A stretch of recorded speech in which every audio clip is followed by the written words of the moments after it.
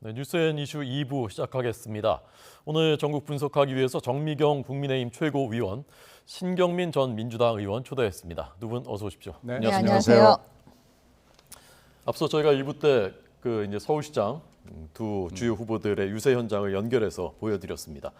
4천여 명을 이번에 뽑는다고 하는데 역시 하이라이트는 17명의 시도지사 선거 아니겠습니까? 몇 명 정도를 얻을 것으로 예상하시는지, 몇 명 정도로 하면은 승리라고 보시는지. 이쪽 먼저요? 네. 이쪽 먼저 하시랍니다. 저 먼저요. 네. 지금 안전한 곳은 한 4-5개를 보고 있고요. 네. 박빙 우세 열세로 또 4-5군데가 싸우고 있기 때문에 네. 지금 이재명 위원장이 얘기하는 게 반수를 얘기하잖아요. 17개의 반이라고 하면 8-9개를 얘기하는데 대충 얼추 맞춰보면은 박빙 우세 열세까지 합하면은 이재명 위원장의 얘기가 이제 비슷하게는 맞아 떨어지죠. 근데 지금 이제 2주가 조금 남지 않은 상황이라서 앞으로도 또 여러 가지 이벤트들이 예정이 돼 있고 이래서 영향을 또 받을 겁니다. 그래서 이 반 내외의 숫자를 놓고 굉장히 치열하게 싸울 것 같아요. 네. 제일 신 의원님은 제일 중요한 데는 어디라고 보십니까? 물론 경기도죠. 경기도. 경기도가 제일 중요하고요. 충청권에서 얼마를 가져오느냐에서 승부가 갈라지죠. 네. 충청권 판세 이따가 자세히 얘기하겠지만 네. 지금은 대략 어떻습니까? 지금 굉장히 치열합니다. 여기에 특히 충청권의 천안의 지역구를 둔 박완주 의원 사건이 터지면서 네, 네. 이 충청권에 지금 직격탄을 주고 있는 게 맞습니다. 그래서 어떻게든지 이걸 좀 끊어내는 작업이 민주당으로서는 지금 숙제입니다. 네. 어쨌건 9곳 이겨야 이제 승리하는 것으로 본다는 말씀이죠. 최홍 최고위원님. 저희는 그 숫자로 말씀드리기보다는요. 네, 더 네. 명확하게 2018년도 4년 전 지방선거에서 저희가 정말 거의 참패를 넘어선 참패였거든요. 근데 이제 그렇게 여야가 바뀌어서 좀 해줬으면 하는 게 솔직한 말씀이고요. 네. 석권해야 한다 이번엔. 네. 근데 이제 또 국민들께서 그건 판단해 주시는 거니까요. 네, 네. 최선을 다해서 그냥 하겠습니다. 예. 네. 아니 근데 실제로 그렇게 될 가능성도 좀 있다고 보시는 겁니까? 안전한 압승을 할 가능성도? 꼭 그렇게 보지는 않습니다. 왜냐하면 그 당시에는 우리가 상상할 수 없는 일이 사실 트럼프와 김정은 두부 사람이 만났었잖아요. 바로 지방선거 전날 그랬습니다. 그러면 지나오고 보니까 그게 쇼였구나 이런 생각이 들었는데 그 트럼프가 지금 없고요. 그 김정은이 없는 거잖아요, 사실은. 네, 네. 예, 그 당시에 아마 우리 국민들께서 드디어 북한이 트럼프에 의해서 김정은 위원장의 핵을 포기할 수도 있다라는 기대감이 사실 굉장히 많았었기 때문에요. 그다음에 이제 탄핵의 여풍이 계속되고 있었고요. 저희로서는. 그러니까 이제 그런 정도까지는 아니지만 네. 이번에 새로운 정부에 우리 국민들께서 힘을 좀 실어주시면 얼마나 좋을까 사실 네. 기대하고 있습니다. 예. 이번에 국회의원 보궐선거도 7곳에서 치러지고 네. 특히 이제 개항을이 관심인데 오늘 첫 회의, 선대위 회의 또 선대위 발대식이 양당이 모두 인천에서 있었더군요. 어떻게 해석해야 되는 겁니까? 인천이 중요하죠. 경기도는 지금 박빙으로 되고 있기 때문에 박빙인 상황에서 가는 것보다는 지금 인천 입장에서는 보궐선거도 있고 그렇기 때문에 인천이 중요하죠. 그러니까 인천과 보궐선거 지역구가 있는 개항을을 함께 이기는 것이 민주당으로서는 제일 좋은 시나리오죠. 근데 지금 현재 인천에서 시장 선거에서 우리가 좀 열세거든요. 박빙 열세를 보이기 때문에 그 시장 선거에 힘을 실어주고 그리고 개항도 중요하다라는 얘기 메시지를 전하기 위해서 인천을 당연히 선택한 겁니다. 네, 여기서부터 바람이 일어야 전체 판세를 뒤바꿀 수 있다고 보는 건가요? 중요하죠. 경기도도 중요하고 인천도 중요하죠. 네. 네. 국민의힘도 인천에서 오늘 선대위 첫 회의를 했더군요. 네, 저도 이제 이 방송 때문에 아하. 회의를 다 참석하지는 못했지만 네, 네. 저도 이제 처음 시작할 때 인사하고 저는 나왔습니다. 그 정도로 이제 사실은 인천이 너무 중요합니다. 그렇군요. 예, 다 아시겠지만 저희 여러 가지 지표상으로 보면 인천시장 우리 유정복 후보가 사실은 그 열세에서 시작을 했습니다. 시작할 때는. 그러면서 이제 접전으로 붙으면서 지금 탄력을 받고 우세로 지금 가고 있거든요. 결국은 뭐냐면 이재명 후보가 투입되면서 저희는 유종복 시장한테는 그 더 좋은 현상이 벌어지고 있다라고 자체 판단을 하고 있습니다. 전 시장입니다. 네네. 전 시장. 예, 그러니까 유종복 후보에게는 좋은 그 어떤 효과를 주고 있다. 그거는 결국에는 뭐냐면 인천 시민들께서요. 그 이재명 후보가 외부에서 날라오는 거 도망 온 거에 대해서 좋은 감정이 아니다라고 저희는 이제 판단을 하고 있는 거예요. 그 다음에 다 아시겠지만 이재명 후보 그 지역이요, 계양을이요. 뭐 이재명 후보가 떨어지기를 바라는 게 아니고 우리 후보 그 진실하고 그 계양을의 토박이. 우리 윤영선 후보가 당선되는 걸 보고 싶은 거죠. 그래서 총력을 다하고 있습니다. 네.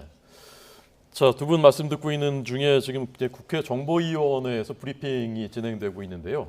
북한의 코로나 상황에 대해서 브리핑이 있다고 합니다. 어떤 내용인지 아마 하태경 의원이 간사인 것 같습니다. 정보위 브리핑하는 것 같습니다. 잠깐 들어보겠습니다. 별로 없다고.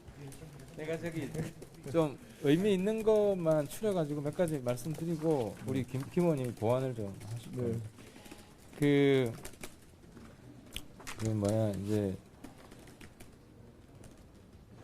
북한에서는 코로나 이 진단 설비가 별로 없어가지고 이제 유혈자, 발혈자 이렇게 수치를 내잖아요. 근데 이제 오늘 좀 새롭게 확인한 거는 북한이 4월 말부터 이제 코로나가 많이 확산되기 시작했는데 그 전에 그 수인성 전염병이 상당히 확산돼 있었다. 백일의 홍역 같은 물을 통해서 옮기는 장티푸스, 네, 장티푸스 그런 종류의 그 이유는 이제 국가를 전체적으로 봉쇄를 했잖아요.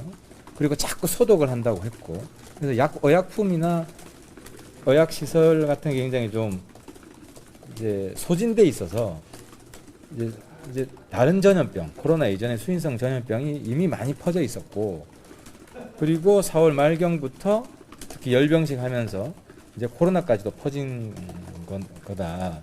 그래서 북한이 발표하는 그 발열자 통계치 이거 안에는 상당수의 코로나 아닌 발열, 수인성 전염병 숫자가 포함되어 있다고 봐야 된다. 몇 프로가 코로나이고 몇 프로가 아닌지는 정확히 알 수 없지만 그리고 그 코로나 진단 설비는 부족하지만 절대 부족하지만 그 열 체크하는 거, 온도 재는 온도계지.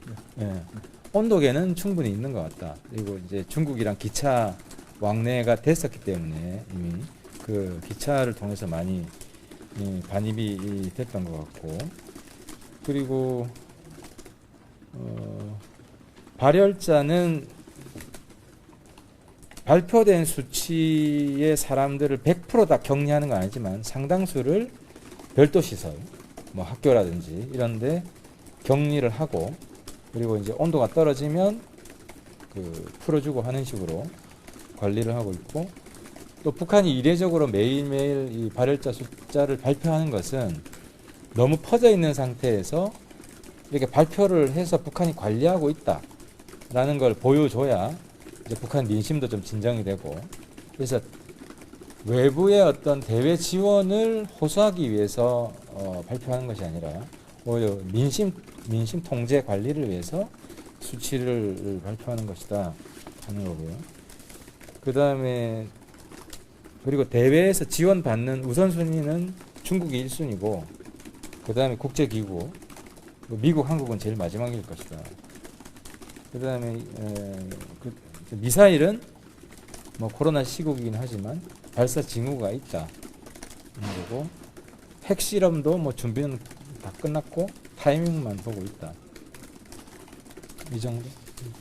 다 하셨는데. 다 했네. 그 판단이긴 한데요.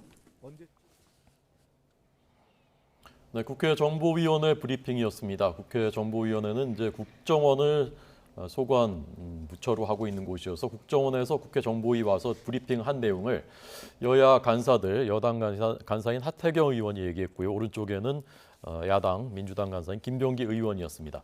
지금 코로나가 확산되고 있는데 지금 발열자라고 발표되는 사람들 중에는 원래 수인성 전염병이 많이 퍼지고 있었기 때문에 그 전염병일 가능성도 있다라는 그 설명, 국정원의 설명이었고요. 정점은 5월 말에서 6월 초 정도. 그 열병식이 4월 25일에 있었습니다. 그래서 그 열병식 때 많이 퍼졌다면은 이때쯤으로 이제 추정이 된다라는 것이었고요. 미사일 도발 가능성 있다. 한미 정상회담 하는 기간에도 가능성 있다라는 설명이었습니다. 자, 그 개항을 얘기하다가 이제 잠깐 멈췄는데요. 아까 여론조사 결과를 보여드렸거든요. 네. 그 개항을 해서 50.8대 40.9 이렇게 되니까 이제 이준석 대표는 우리가 이길 수도 있다라고 이제 SNS에 썼다고 하는데 그 첫 여론조사 결과 어떻게 보셨습니까, 신 위원장? 계양을이라는 게 굉장히 독특한 지역구입니다. 인천에서도 조금 독특한데요. 2000년 이후에 송영길 후보하고 최현식 후보가 민주당의 후보로 나가가지고 계속해서 거기를 잡았고 중간에 잠깐 보궐선거 때문에 2년 동안 그 당시에 국민의힘 전신이죠. 전신위원이 한 적은 있습니다만 2000년 이후에 사실 거의 민주당과 민주당의 전신 국회의원들이 출마를 해서 압도적으로 당선된 것입니다. 그리고 이번 대선을 보면은요, 불과 몇 달 전에 대선을 보면은 인천에서 민주당이 조금밖에 못 이겼어요. 1.8%밖에 못 이겼는데 계양을 대선 투표를 보면 52.2대 43.6입니다. 그러니까 어저께 여론조사하고 거의 좀 비슷한 수치가 나와 있는 거예요. 그러니까 그 수치가 나와 있는 거예요. 이때는 후보가 이재명 대 윤석열인 거예요. 그러니까 지금 그 수치가 비슷하게 나와 있다라는 것을 직감적으로 알 수 있죠. 단 20년 총선 투표를 보면은 58대 38로 송영길 후보가 이겼습니다. 그러니까 이거보다는 지금 떨어진 거죠. 그런 점에서 봤을 때는 현재는 지금 비슷한 추이를 보이고는 있지만 더 열심히 해야 되겠다. 왜냐하면 이기는 것이 문제가 아니고 이재명 후보가 대선 후보를 했던 만큼 많이 이겨야 되거든요. 좀 만족스러운 결과는 아닌데 대선의 추이가 지금 그대로 반영되고 있다.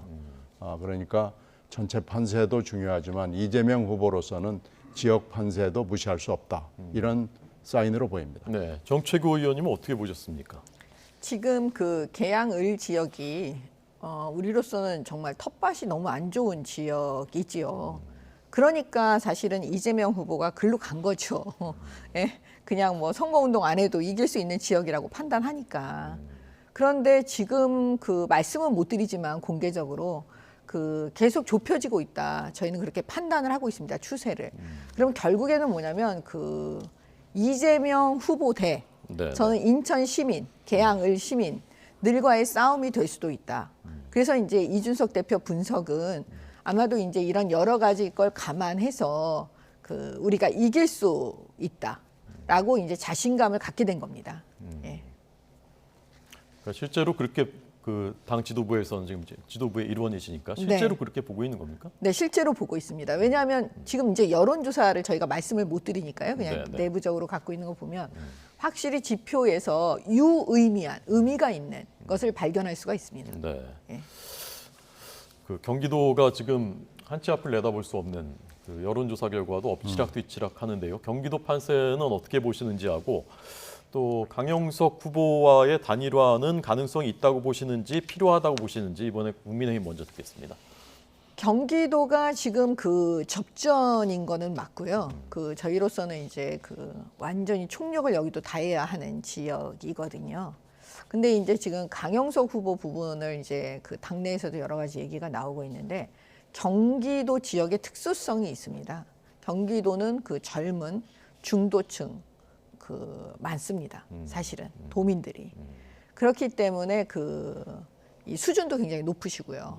그렇기 때문에 어떻게 보면은 그 저희는 강영석 후보하고의 그 단일화 부분에서 과연 그 중도층의 젊은 층들이 과연 어떻게 생각할 것인지 그 부분을 생각을 안 할 수가 없습니다. 예, 그렇기 때문에 일단은 그 김은혜 후보와 안철수 후보가 손을 잡고 그 다음에 우리 이준석 대표와 지도부가 그 총력전을 한다. 네, 그렇게 지금 판단하고 있습니다. 네, 신경민 의원님. 글쎄 지금 강용석 후보와의 단일화 문제는 산수적으로 계산하면은 한 4~5% 나오는 것이 플러스가 되면은 이길 것이다. 뭐 이렇게 계산하는 것은 좀 착각이라고 생각을 해요. 선거라는 게 산수로 되는 게 아니거든요. 이게 복잡한 매트릭스가 왔다 갔다 하는 거고 사람의 마음이기 때문에 플러스가 있지만 마이너스도 분명히 존재한다라는 게 금방 최고위원께서 말씀을 하신 거죠. 네, 네. 그거보다는 유승민 후보 지금 경선에서 떨어진 유승민 후보와의 동일화 뭐 이런 게 더 급한 거 아닌가요? 유승민 후보라는 분은 TK 지역에서는 배신자라는 콘셉트로 돼 있지만은 실제로 전 국민적으로 봤을 때는 그 콘셉트보다는 굉장히 바른 말을 하는 그리고 똑똑한 신원서판이 훌륭한 이런 사람으로 돼 있거든요. 근데 윤심에 밀려서 이번에 경기도 경선에서는 떨어졌다라는 안타까움까지 덮쳐 있기 때문에 그게 겹쳐져 보이는 거죠. 그래서 김은혜 후보로서 사실 더 급한 현안을 따지자면 동일화가 훨씬 더 중요하다. 네. 유승민과의 동일화를 이루고 강영석 후보와의 단일화라고 그럴까요? 그 뭔지 잘 모르겠습니다만은 그건 그렇게 중요해 보이지는 않는다. 네, 네. 사퇴해 주면은 아주 제일 금상첨화겠지만은 네, 네. 그냥 있어도 그렇게 큰 결정적 요인이 될 것 같지는 않다. 저희들은 외부에서는 그렇게 보고 있습니다. 예. 유승민 그 전 대표를 지지했던 분들이 지금 잘 마음이 움직이지 않고 있다라고 분석하는 분들이 있던데 실제로 현장에서 좀 그런 분위기 느끼십니까? 네. 그게 이제 중도층 아까 말씀드린 대로 그 경기도의 특수성 때문에 지금 그렇거든요.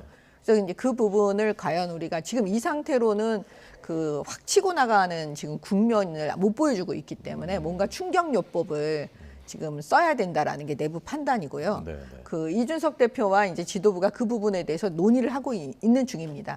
과연 경기도가 마지막에 탄력을 붙으면서 앞으로 치고 나갈 수 있는 네. 그 충격 요법이 무엇인지 여러 가지를 구상한 다음에 네. 조만간 내놓을 겁니다. 예. 유승민 요법이군요. 꼭 그것만 있는 건 아닙니다. 네, 알겠습니다.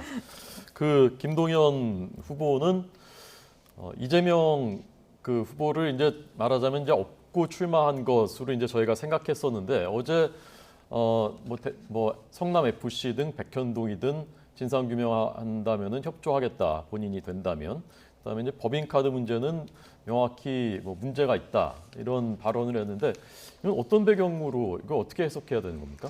원래 김동연 후보의 생각이에요. 그리고 지금 현재 경기도의 판세를 이렇게 봤을 때는 금방 중도층 얘기가 여러 번 나왔지 않습니까? 중도층의 마음을 얻기 위해서는 원칙적인 자세를 가져야 되고 그 입장을 공개하는 것이 맞고요. 이 지금 그 3월 달부터 3, 4, 5월 달에 쭉 있었던 그 일련의 이재명 후보의 그 흐름이 있었잖아요. 개항을로 가고 뭐 선대위를 맡고 뭐 이런 거에 대해서 네. 김동연 후보는 특별하게 입장을 내놓지는 않았습니다. 네, 그러나 네. 내밀하게 얘기하면 그렇게 꼭 흔쾌하지도 않고 그렇다고 해서 흔쾌하지 않다는 얘기를 공개할 수도 없고 그러나 아주 그 굉장히 어려운 입장을 가지고 있었기 때문에 네, 네. 어저께 관훈 토론에서 그 질문이 나왔을 때 저는 원칙적인 얘기를 하는 것이 맞죠. 예. 아까 그 충청 얘기하셨고 그 중에서는 충남이 승부처다 말씀하셨는데 네. 지난주에도 이제 충남지사 판도 말씀하셨습니다만은 어제 그제 나온 여론조사 보니까 막 그 엎치락뒤치락 하더라고요. 네, 뭐 양승조 후보가 이기다가 지다가 지금 뭐 좁혀지기도 하고 그러는데 아무래도 박완주 여파가 있죠. 박완주 사건의 여파를 무시할 수는 없는데요. 지금 현재 어저께 양 지사가 코로나가 확진이 돼서 지금 선거운동을 일주일 동안 못 하거든요. 네, 네. 증상은 뭐 뚜렷하게 있는 것 같지는 않아요. 그러나 하여튼 오늘 선거운동 개시하는 출정식에도 화상으로 참여를 해야 했을 정도로 지금 현재 좀 곤란한 상황입니다. 그런데 박완주 이 사건은 되게 그 비리나 뭐 하여튼 사건이 나오면은 3단계가 있거든요. 예. 먼저 사과하고, 예. 그 다음에 사퇴하고, 그 다음에 사법 처리를 받는데 이게 지금 앞에 두 사가 빠진 거예요. 아주 사퇴 사과는 뭐 절대 없을 것 같은, 뭐 아닌 건 아닌 거다라는 주말에 그 입장이 나왔기 때문에 결국은 박완주 사건은 계속해서 선거 기간 중은 물론이고 선거 이후에도 사법 처리로 질질질 끌게 돼 있습니다. 그리고 국회 윤리위는 윤리위대로 돌아가게 돼 있고요. 이런 상황에서 지금 양승조는 양승조고 박완주는 박완주다라는 여론을 만들어내는 게 굉장히 중요한데 제가 어저께 얘기를 좀 들어봤거든요. 실제로 충남에서 양승조와 박완주는 관계가 뭐가 있냐라는 여론이 지금 일부 형성이 되고 있다고 그래요. 네. 그렇게 따지면은 충남은 정말 박빙의 상황으로 이제 들어가는 겁니다. 네. 정책위 의원 예, 말씀하십시오. 저는 이제 그 말씀에 약간 좀 다른 생각이 있는데요. 저희도 이제